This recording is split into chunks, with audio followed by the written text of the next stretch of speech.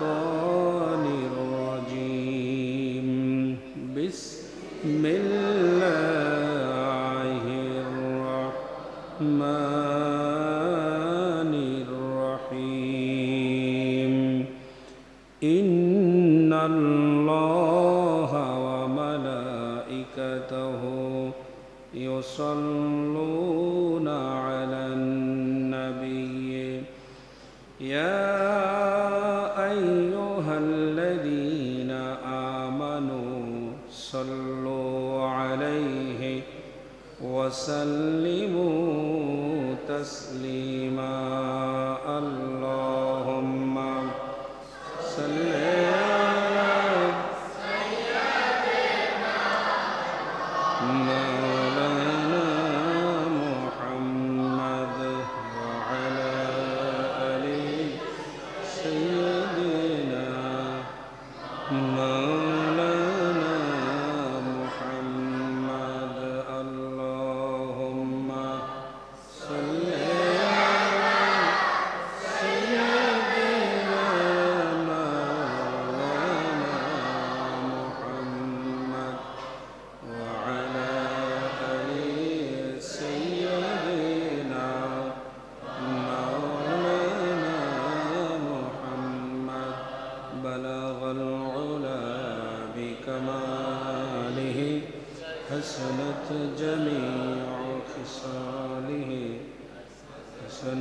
جميع خصاله صلوا عليه بلغ العلا بكماله كشف الدجى بجماله حسنت جميع خصاله صلوا عليه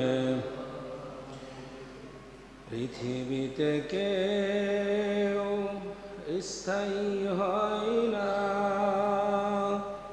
হোক না সে ফেরাউন কিবা নমরুদ কেউ ভাবে চিরকাল রয় না কেউ ভাবে চিরকাল রয় না চলে যায় সব ছেড়ে যেতে হয় মৃত্যু মানে না কোনো পরিচয় চলে যায় সব ছেড়ে যেতে হয় মৃত্যু মানে না কোনো পরিচয় সব রাজা মহারাজা আর মহাবীর সব রাজা মহারাজা আর মহাবীর কাউকে সে অবকাশ দেয় না পৃথিবীতে কেউ স্থায়ী হয় না হোক না সে ফেরাউন কিবা নমরুদ কেউ হবে চিরকাল রয় না পৃথিবীতে কেউ স্থায়ী হয় না হোক না সে খালেদা কিবা হাসিনা ক্ষমতা চিরকাল রয় না ঠিক কিনা পৃথিবীতে কেউ স্থায়ী হয় না হোক না সে খালেদা কিবা হাসিনা ক্ষমতা চিরকাল রয় না চলে যায় সব ছেড়ে যেতে হয় যখন হয় জালিমের পরাজয় গেছে না চলে যায় সব ছেড়ে যেতে হয় যদি হয় জালিমের পরাজয় কত রাজা মহারাজা আর মহাবীর কাউকে ছেড়ে দেয়া হয় না পৃথিবীতে কেউ স্থায়ী হয় না। মুজিবুর বেশি দিন ছিল না, জিয়াউর কেউ রাখা হলো না। মুজিবুর বেশি দিন ছিল না, জিয়াউর কেউ রাখা হলো না। এরশাদ চলে গেছে পরকাল, এরশাদ চলে গেছে পরকাল। কেউ আজ তার কথা কয় না, ঠিক কিনা? মাশাআল্লাহ, আলহামদুলিল্লাহ। শুকরিয়া আদায় করছি মহান আল্লাহ তাআলার দরবারে, যে মহান রব্বুল আলামিন আপনাকে আমাকে সিরাতুন নবী সাল্লাল্লাহু আলাইহি ওয়াসাল্লাম মাহফিলে উপস্থিত হওয়ার তৌফিক দান করেছেন। দীর্ঘ সময় ধরে আমরা আলোচনা শুনেছি। আল্লাহ রব্বুল আলামিন তার দরবারে শুকরিয়া আদায় করছি, হৃদয়ের সবটুকুন ভালোবাসা উজাড় করে সকল শ্রদ্ধা মিশ্রিত করে আল্লাহর দরবারে জমা করে দিচ্ছি। সবাই জবান ছেড়ে বলছি আলহামদুলিল্লাহ। দরুদ এবং সালাম প্রেরণ করছি বিশ্ব মানবতার মুক্তির দূত, আখেরি জামানার চূড়ান্ত আখেরি পয়গম্বর, বিধ্বস্ত মানবতাকে উদ্ধারকারী, নির্যাতিত নিপীড়িত নিগৃহীত মানুষের চরম ও পরম বন্ধু, বিশ্ব সভ্যতার সামনে পচে যাওয়া, গলে যাওয়া, হারিয়ে যাওয়া মানবতাকে উদ্ধার করে রাজনৈতিক অঙ্গন থেকে রাষ্ট্র গঠন করার সফল নায়ক, মানবতার মহান শিক্ষক, বিশ্বসভার সভাপতি, আমাদের পরকালের শাফাআতের কাণ্ডারি, আমার আপনার প্রাণাধিক প্রিয় নবী মুহাম্মদুর রাসূলুল্লাহ সাল্লাল্লাহু আলাইহি ওয়াসাল্লামের প্রতি। সম্মানিত হাজিরিন, আপনাদের মূল আলোচক কিন্তু এখনো আছে, মূল আলোচক এখনো আছে। আমি খুবই স্বল্প সময়ে কিছু কথা বুঝাই দেওয়ার চেষ্টা করব ইনশাআল্লাহ। প্রিয় ভাইরা, আল্লাহ রব্বুল আলামিন কোরআনে হাকিমার মধ্যে বলছেন, হুয়াল্লাযী আরসালা রাসূলাহু বিল হুদা ওয়া দীনিল হাক্কি লিইয়ুযহিরাহু আলাদ দীনি কুল্লিহি ওয়ালাউ কারিহাল মুশরিকুন। আবার বলছেন আল্লাহ, হুয়াল্লাযী আরসালা রাসূলাহু বিল হুদা ওয়া দীনিল হাক্কি লিইয়ুযহিরাহু আলাদ দীনি কুল্লিহি ওয়া কাফা বিল্লাহি শাহীদা। সূরা তাওবায় এই আয়াতটা আছে এবং সূরা মুহাম্মাদে এই আয়াতটা আছে এবং সূরা সফে এই আয়াতটা আছে। আল্লাহ তাআলা বলেন, হে রাসূল, আমি আপনাকে সত্য দিন সহকারে প্রেরণ করেছি। এই জন্য করেছি যেন প্রচলিত যত দিন আছে সমস্ত প্রচলিত দিনের উপরে আমার দেওয়া সত্য, হক, নিষ্ঠা, এই অথেন্টিক এই দিনটাকে আপনি যেন প্রতিষ্ঠা করেন, এই জন্য আপনাকে এই দিন সহ প্রেরণ করেছি। নবীজি সাল্লাল্লাহু আলাইহি ওয়াসাল্লামের সিরাত মাহফিলে আলোচনা করতে গিয়ে আমাদের দেশের অধিকাংশ ইমাম সাহেবরা যেটা বাদ দেয় সেটা হলো নবীজি সাল্লাল্লাহু আলাইহি ওয়াসাল্লামের জীবনের চূড়ান্ত সফলতা, রাষ্ট্র এবং সমাজ পরিবর্তন করা। এই রাষ্ট্র এবং সমাজ পরিবর্তনে নবীজি কি ব্যর্থ ছিলেন না সফল ছিলেন? এই চূড়ান্ত সফলতার বিজয় গাথা, এই সময়ের কথা সব ইমাম সাহেবরাই বাদ দেয়। নবীজির আলোচনা করতে গিয়ে নবীজি সাল্লাল্লাহু আলাইহি সাল্লাম জন্মের আগে কি হয়েছিল, জন্মের পরে কি হয়েছিল, কি কি মুজিজা হয়েছে, রসুল পৃথিবীতে আসার পরে আবু তালিবের কোলের উপরে, হাতের উপরে ছিল। মক্কা ভূমিতে বৃষ্টি ছিল না, তখন বৃষ্টি হলো, এমন একটা আলো প্রজ্বলিত হলো, সেই আলোর কিরণের কারণে একেবারে এ মাথা থেকে ও মাথা পর্যন্ত দেখা গেল।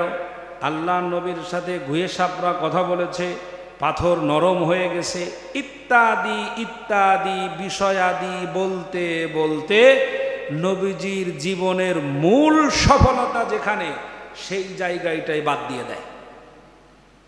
হয় এটা পরিকল্পিত, দুটো অর্থ হতে পারে, হয় এটা পরিকল্পিতভাবে বাদ দেয় অথবা অপরিকল্পিতভাবে বাদ দেয়। পরিকল্পিতভাবে যদি বাদ দিয়ে থাকে তাহলে হয়তো মনে করবে সমাজ আর রাষ্ট্র নিয়ে কথা বললে হয়তো আমার অসুবিধা হবে, এই জন্য অধিকাংশ ইমামরা এটা বাদ দিয়ে চলে যায়। কিন্তু রসুলের জীবনের সবচেয়ে বড় সফলতা রাষ্ট্রে। কোথায়? রাষ্ট্রে। দেখুন, আল্লাহ নবী পৃথিবীতে আসার পরে 40টা বছর কম সাধনা করেন নাই সমাজ পরিবর্তন করা, কম চেষ্টা করেছেন। মানুষকে বুঝিয়েছেন আলাদা আলাদাভাবে, ডোর টু ডোর বুঝিয়েছেন, পারেন নাই, হয় নাই। পরবর্তীতে পরিকল্পনা গ্রহণ করেছেন, হিলফুল ফুজুল তৈরি করেছেন, সমাজের যুবকদেরকে একত্রিত করেছেন। অনেক কাঠখড় পোড়ায়া নবীজি সাল্লাল্লাহু আলাইহি ওয়াসাল্লাম সমাজ পরিবর্তনে সফল হন নাই। নবীজি সাল্লাল্লাহু আলাইহি ওয়াসাল্লাম এত চেষ্টা করেছেন, তখনকার সমাজ ওই সময়ে পরিবর্তন হয় নাই। বরং নবীজির উপরে যখন ওহী নাজিল হলো, তখন সেই সমাজের লোকেরাই আল্লাহ রসুলকে এলাকা থেকে বের করে দিল। নবীজি কি খারাপ লোক ছিলেন? একথা সর্বজন বিদিত যে আল্লাহ রসুলের চরিত্রের ভিতরে চুলের সমপরিমাণও দাগ নাই। সুবহানাল্লাহ। তাহলে যাকে আল্লাহ রব্বুল আলামিন অশান্ত পৃথিবীর জন্য শান্তির কারণ করে পাঠালেন, তাকে অশান্তির মূল কারণ আখ্যায়িত করে সমাজ থেকে বিতাড়িত করে দেওয়া হলো, বের করে দেওয়া হলো। তাহলে এই যে লম্বা সময় ধরে নবীজি সাল্লাল্লাহু আলাইহি সাল্লাম সমাজ পরিবর্তনের চেষ্টা করলেন, এখানে রসুল সফল হন নাই, সফলতা আসে নাই, সমাজ পরিবর্তন হয় নাই। আল্লাহ নবীকে যখন দেশ ছাড়তে বাধ্য করা হলো, তখন রসুল সাল্লাল্লাহু আলাইহি ওয়াসাল্লাম আল্লাহর কাছে দোয়া করলেন, হে রব, আমি চেষ্টা সাধনা কম করি নাই। দাওয়াত 4 প্রকার। দাওয়াত কয় প্রকার? 4 প্রকার। 1 নাম্বার দাওয়াত হলো দাওয়াত ও তাবলীগ। 1 নাম্বার কি? দাওয়াত ও তাবলীগ। 2 নাম্বার হলো প্রশিক্ষণ। 2 নাম্বার কি? প্রশিক্ষণ। দাওয়াত দিবেন, তাবলীগ করবেন, আবার তাবলীগ করবেন নিজের মন মর্জি মোতাবেক না।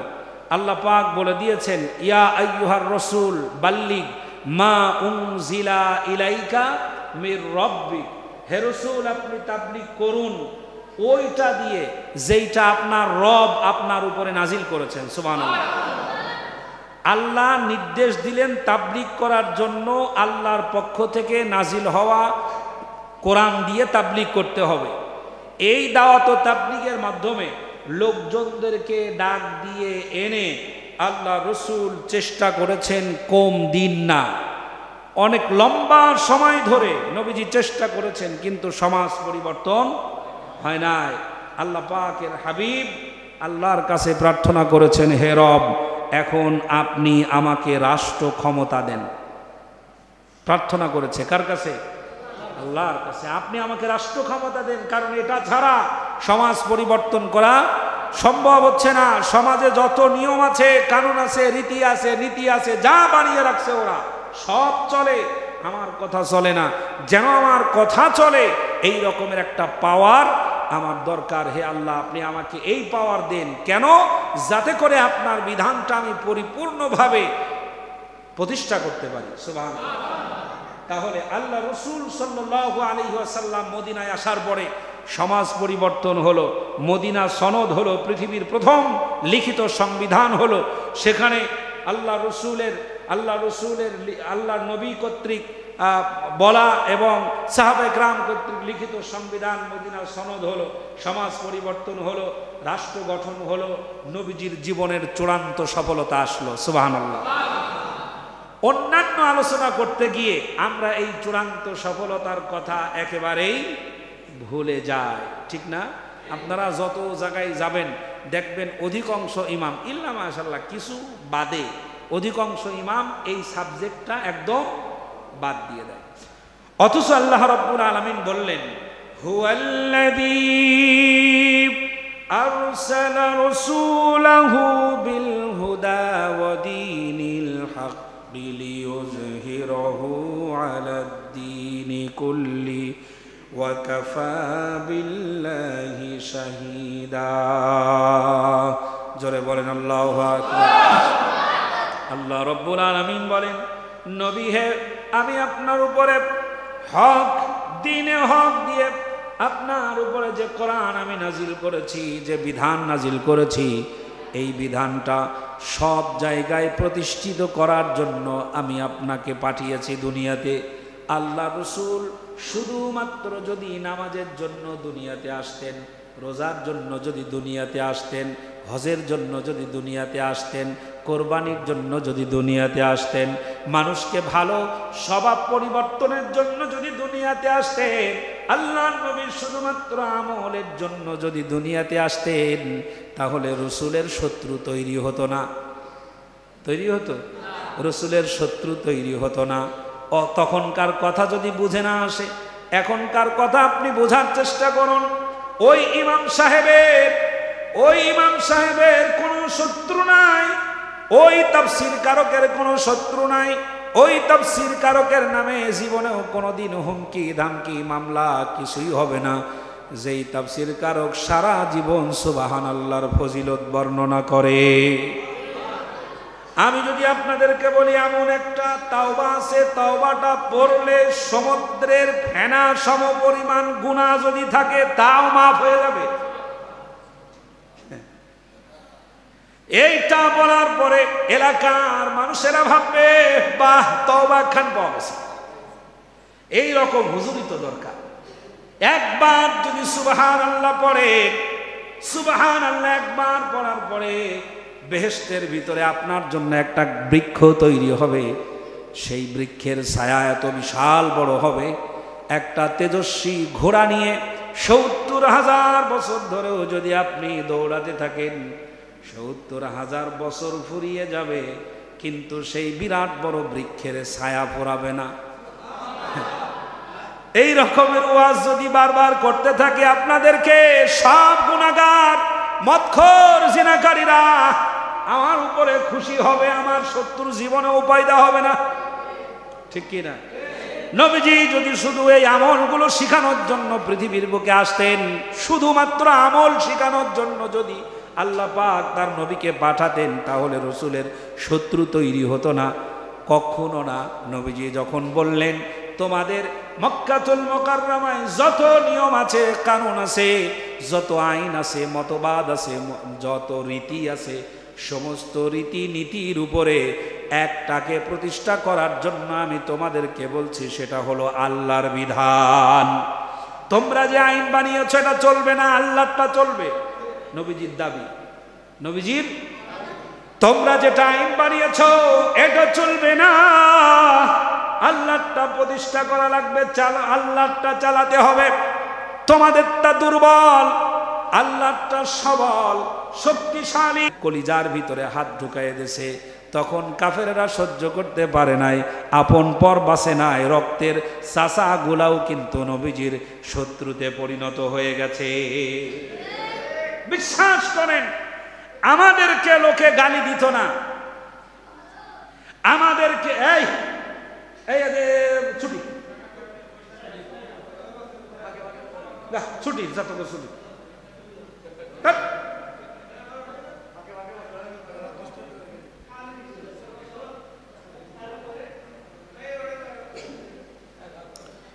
লা ইলাহা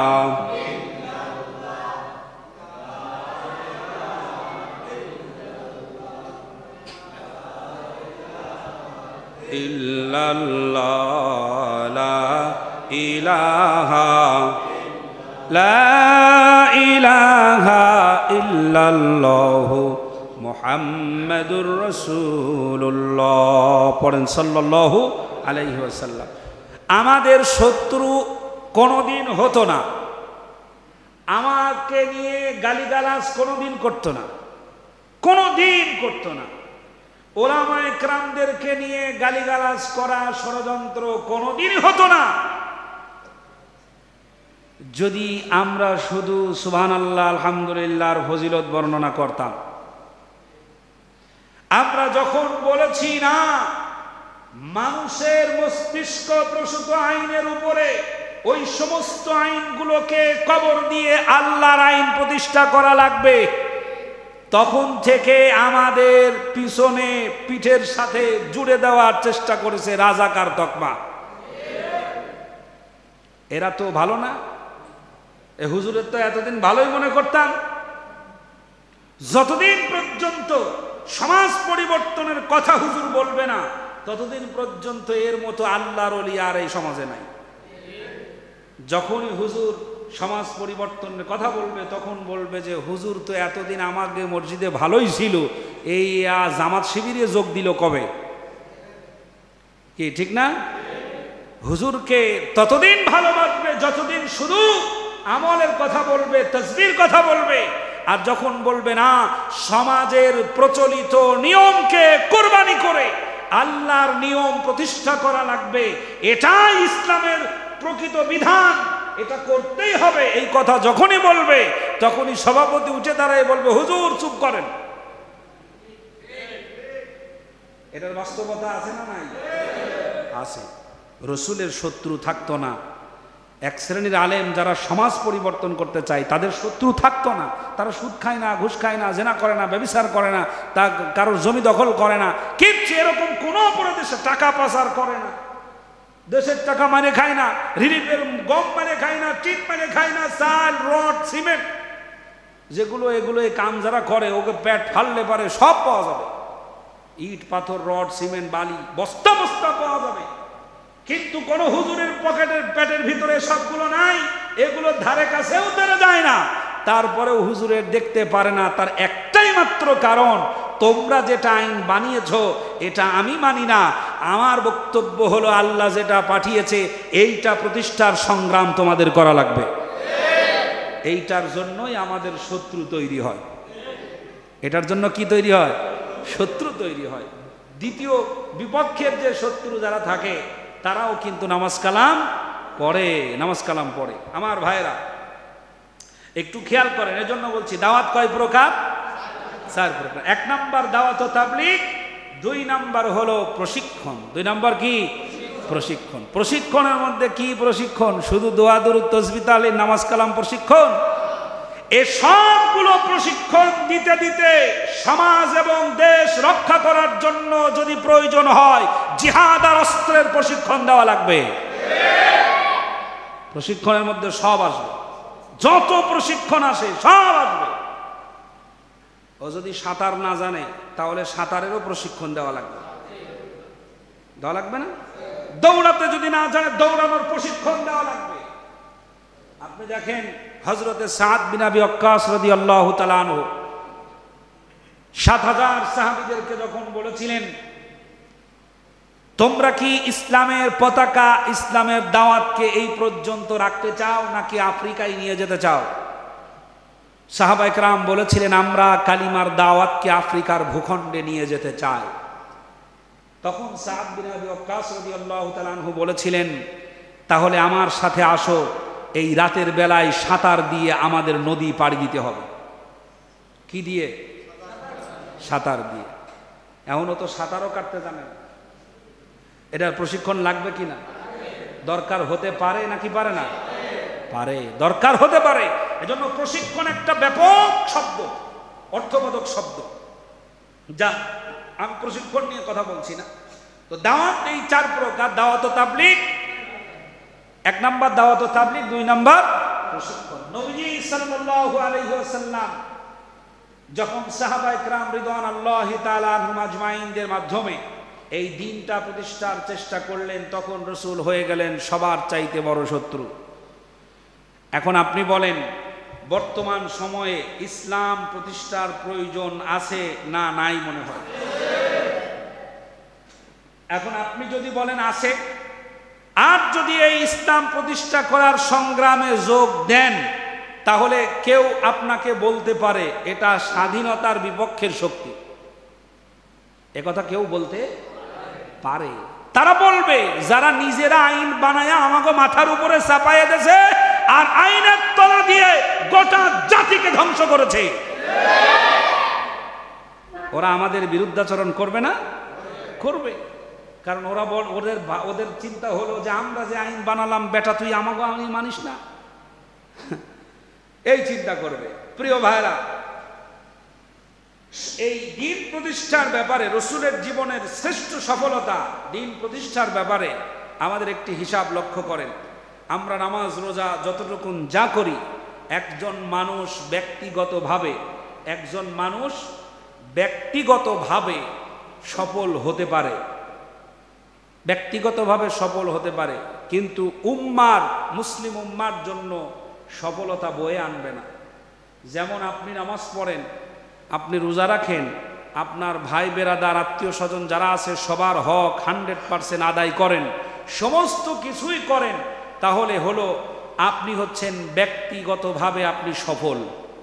ব্যক্তিগতভাবে আপনি কি সফল, কিন্তু আপনার এই সফলতা সমাজের বিন্দুমাত্র কোনো কাজে আসবে না।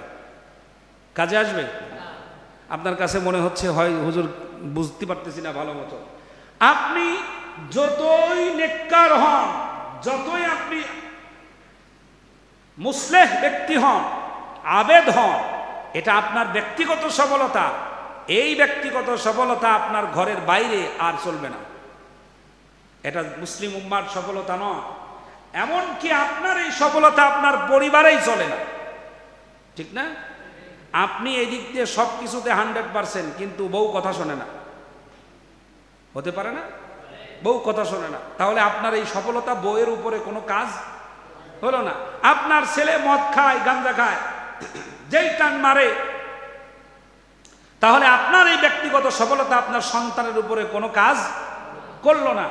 আপনার ভাই বেরাদার যারা, তারা অন্যায় অপরাধের সাথে জড়িত, আপনি ব্যক্তিগতভাবে সফল, আপনার এই সফলতা ওখানে কোনো ভূমিকা পালন করতে পারে নাই। তাহলে এইভাবে করে সমাজের 100 লোক যদি ব্যক্তিগতভাবে নিজেদেরকে সফল বলে প্রতিষ্ঠা করার চেষ্টা করে, এই সফলতা ব্যক্তিগত সফলতা হবে। এই সফলতা মুসলিম উম্মার সামগ্রিক কোনো সফলতা নয়। কথা বোঝা যাচ্ছে? খেয়াল করেন, আবার বগাবাড়ি বাজারে ব্যবসা করে, দোকানদার আছে 100টা। বিকেলবেলা আপনি সন্ধ্যার সময়, বিকেলবেলা অথবা মাগরিবের নামাজের পরে গিয়ে সব দোকানদারের কাছ থেকে আপনি হাজিরা নিচ্ছেন, ভাই একটু গল্প শোনাও তো তোমাদের আজকে কেমন কি হলো। প্রত্যেকজন ব্যবসায়ী বলবে আমি মাল এনেছি, বিক্রি করেছি, আমার এই লাভ হয়েছে, কম আর বেশি প্রত্যেকেই বলবে। একটা লাভের গল্প শোনাবে নাকি শোনাবে না? লাভের গল্প শোনাবে।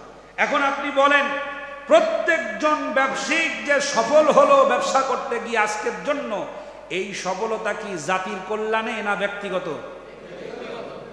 যে ব্যক্তিগতভাবে যত লাভ করেছে সেই টাকা দিয়ে সে কি জাতির কাজ করবে না ব্যক্তিগত কাজ করবে? জাতির কল্যাণে এই সফলতা নয়। মাদ্রাসায় যাবেন, তারা বলবে আমরা 100% সফল, সাইনবোর্ড টানাইছি দেখেন না, আমাদের প্রতিষ্ঠানের সফলতা হলো 100% পাস, এরকম লেখে কিনা? লেখে। এটা তার প্রতিষ্ঠানের সফলতা। এই ছোট্ট ছোট্ট সফলতা নিয়ে আজকে আমরা মেতে আছি। মুসলিম উম্মার জন্য সামগ্রিক যেই সফলতাটা দরকার, রাসূল যে বিপ্লবটা ঘটিয়েছিলেন, ওই সফলতা থেকে আমরা অনেক দূরে সরে আছি। এখন এটা যদি মুসলিম উম্মার জন্য সফলভাবে সফলতা আনতে হয়, তাহলে আল্লাহর বিধান প্রতিষ্ঠা ছাড়া সম্ভব নয়। সম্ভব না। তাহলে আল্লাহর বিধান প্রতিষ্ঠার প্রয়োজনীয়তা আছে না নাই? আমাদের এলাকায় এখনো সুদ ঘুষ চলে না, জেনা ব্যভিচার হয় না, মদ বিক্রি হয় না? হয়, মদ বিক্রি হয়। আবার এদেশে আল্লাহর ওলিও আছে, আছে কিনা? আল্লাহর ওলি তার ব্যক্তিগতভাবে সফল হয়েছে, কিন্তু সফল নয়। যদি গোটা জাতির কল্যাণে সফলতা আনতে হয় ব্যক্তিগত আমলের দ্বারাই নয়, বরং সামষ্টিকভাবে আল্লাহর জমিনে আল্লাহর আইনকে মানুষের জীবনের, জোরে বলেন আল্লাহু আকবার, আল্লাহর বিধান প্রতিষ্ঠার জন্য সবাই এগিয়ে আসতেছে। কিন্তু আমাদের দেশে কিছু কিছু আল্লাহর বান্দারা আছে, আল্লাহর ওলিরা আছে, তারা দিন কায়েমের ব্যাপারে এক হতে পারতেছে না। এখনো ঐক্যের প্ল্যাটফর্মে আসার চেষ্টা না মেনে বাড়াবাড়ি করবে, সবাই মিলে একত্রিত হয়ে ওই দলের বিরুদ্ধে যুদ্ধ ঘোষণা করো।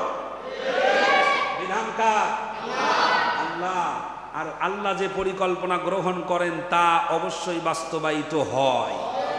আল্লাহর পরিকল্পনা বাস্তবায়িত হয়। মানুষ যতই পেছানোর চেষ্টা করো, আল্লাহ পাক যদি পরিকল্পনা নেন তোরে সাইজ করব, তো সাইজ কোনো না কোনো কায়দায় হয়েই যাবে, কোনো সন্দেহ নাই। এটা তো আমরা প্রমাণিত। হ্যাঁ, একেবারে ঝকঝকা চকচকা দেখা যাচ্ছে। কারণ বাংলাদেশের কেউ ভাবতে পারেনি এত তাড়াতাড়ি স্বৈরাচার পালাবে। কেউ ভাবতে পারছে? কেউ ভাবতে পারেনি। সকালবেলার স্বপ্ন দেখার মতো, সকালবেলার স্বপ্ন দেখার মতো অবস্থা হয়েছে। এমন কেউ কখনো পরিকল্পনাই করতে পারেনি যে এত দ্রুত পালাবে।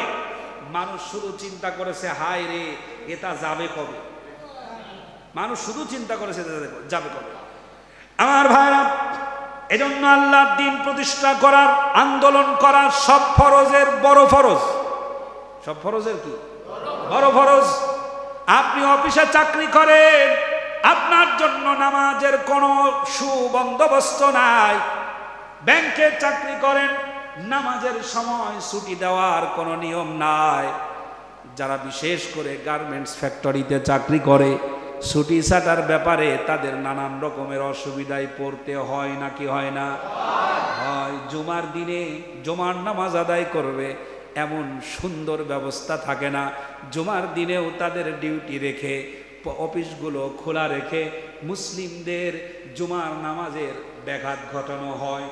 আপনি যদি মনে করেন আমি একজন মুসলিম, আমার দিনটাকে আমি সব জায়গায় সমানভাবে পালন করতে চাই, অবশ্যই আপনাকে আল্লাহর দ্বীন প্রতিষ্ঠা করা লাগবে।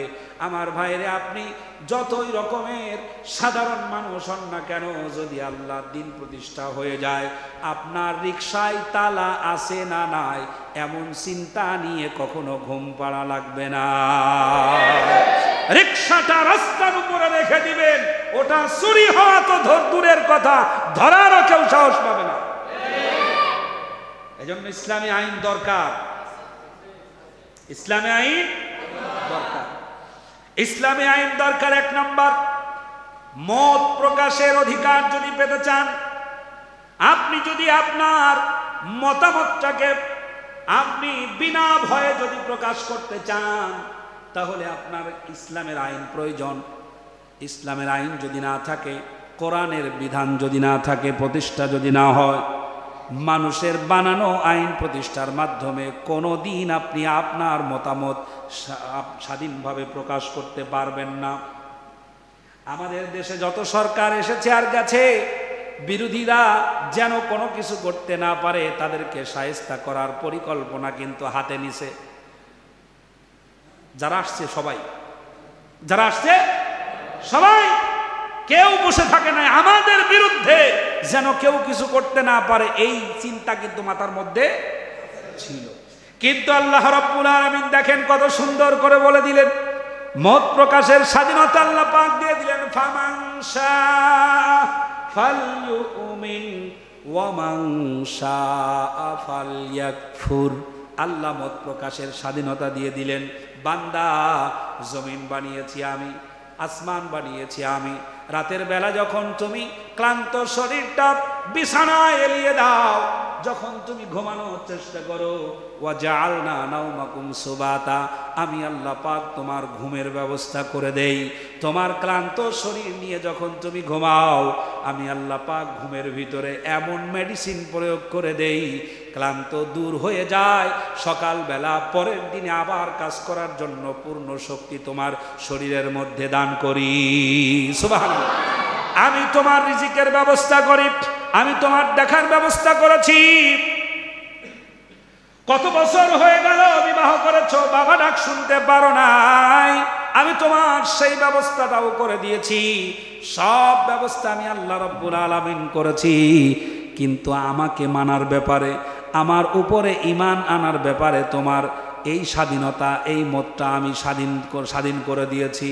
ফামান শাআ ফালইউমিন, সব কিছু দেখার পরে যদি তোমার কাছে মনে হয় ঈমান আনা দরকার, তাহলে তুমি ঈমান আনতে পারো। ফামান শাআ ফালইয়াকফুর, অথবা যদি মনে করো না আমি ঈমান আনবো না, তবে তুমি ঈমান নাও আনতে পারো। স্বাধীনতা দিলেন কে? তুমি আমাকে মানতেও পারো, নাও মানতে পারো, আমার উপর ঈমান আনতেও পারো, নাও আনতে পারো। এই স্বাধীনতা দিলেন কে? এখান থেকে আমাদের শিখার আছে না নাই? আছে, আমাদের শিখার আছে। আমরা এখান থেকে জনগণের স্বাধীনতা দেই না, গলা টিপে হত্যা করি। এটা কোরআন সাংঘর্ষিক, আল্লাহ বিদ্বেষী একটা পরিকল্পনা। এটা আমাদের দেশের সব সরকারি করে। এই জন্য আমার কিছু পয়েন্ট আকারে নোট করেছিলাম, প্রত্যেকটি পয়েন্টের সাথে এক একটা করে আয়াত এবং হাদিস মিলানো। আপনি যদি মত প্রকাশের স্বাধীনতা চান, তাহলে আল্লাহ যেই স্বাধীনতা দিয়েছেন সেটা প্রতিষ্ঠা করা লাগবে। আমি একজন সরকার যদি হই, তুমি আমাকে সরকার হিসাবে মানতেও পারো অথবা নাও মানতে পারো, কিন্তু আমি সরকারের এই ক্ষমতা দেওয়া হয় না। আমি তোমাকে অস্বীকার করলে অথবা তোমাকে অমান্য করলে তুমি আমারে সোজা আয়না ঘরে চালান করে দিবা, এ অধিকার নাই। দেখুন, যদি আল্লাহকে না মানা বাধ্য হতো, তাহলে পরে যারা কাফের, আল্লাহ পাক তাদেরকে কোনো রুজি, খাবার, আলো, বাতাস, সূর্য, অক্সিজেন কিচ্ছু দিত না। ঠিক না? আল্লাহ মাফ করুন, আল্লাহ মাফ করুন, আল্লাহ মাফ করুন। আল্লাহ যদি হাসিনা সরকারের মতো হইতো, তাহলে আমাদের কি অবস্থা হইতো? বাঁচানোর কোনো উপায় ছিল? আল্লাহ কত মেহেরবান, বলেন আল্লাহু আকবার। তাহলে মত প্রকাশের স্বাধীনতা